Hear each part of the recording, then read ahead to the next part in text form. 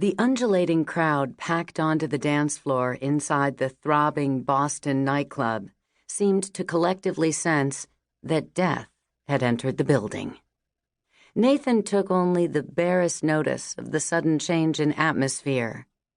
As one of the breed, he'd long grown used to the reaction he had on humans.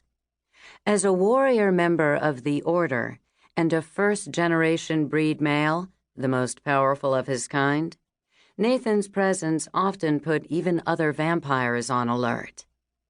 But it was the other part of his nature, the fact that he was born and raised a hunter, one of a dark legion bred for killing and stripped of all emotion or attachment, which broadcast an unspoken, visceral terror into the room. He saw it in every pair of eyes that furtively glanced his way now through the swirling dance lights in the darkened club.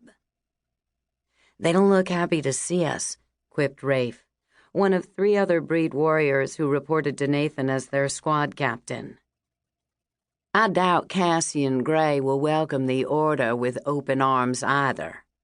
This from Nathan's lieutenant, Elijah, in the slow, laid-back Texas drawl that belied the vampire's quick skill with any one of the blades or firearms bristling from his weapons belt. From the other side of Eli, Jax, the 3rd member of tonight's patrol, quirked a slender black eyebrow over his almond-shaped eyes. "It's not like we left on the best of terms last time." No, they hadn't.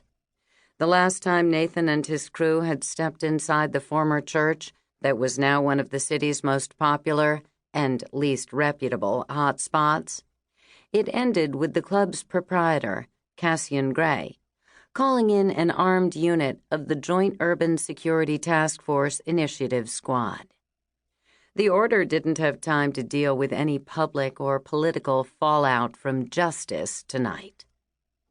And if Cass thought he could hide behind the palms he'd greased so well within that combined breed and human police organization, he was wrong. Dead wrong, if that's the way he wanted to play it. The Order had recently come across intel indicating Cass might have other unknown allies in his pocket. Allies who would make his law enforcement and criminal underworld connections seem like worthless puppets. Tonight, Nathan and his squad had been tasked with bringing the mysterious club owner into the Order's Boston command center for questioning. "Come on, let's go find the bastard." Ignoring the sharp spike of adrenaline and anxious perspiration injected into the general melange of stale liquor, smoke, and perfume that hung like a fog in the club, Nathan gestured for his team to follow him deeper inside. "Eli, you and Jax search the public rooms. Rafe and I will take the offices and back." With the 2 warriors heading off on his instructions, Rafe fell in alongside Nathan to cut a path through the crowds on their way to La Note's owner's quarters. There was no security to stop them once they reached Cass's office, suggesting the man was either working the floor of his club as he so enjoyed, or not in the building at all. Nathan hoped it was the former.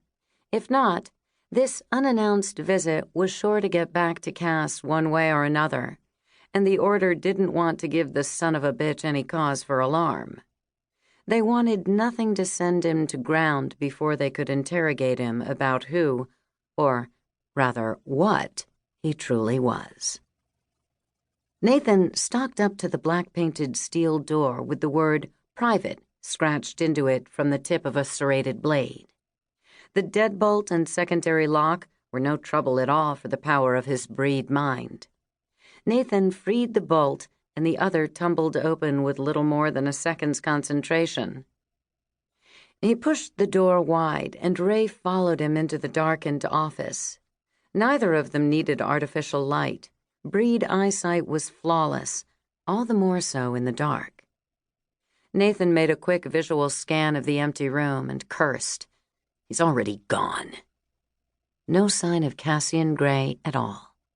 The desk was cleared of all papers and personal effects. No computer tablet lying conveniently in the open for them to confiscate. Nothing but a carefully vacated office. If Nathan had to guess, he figured Cass had been gone for several hours at least, maybe a full day or more.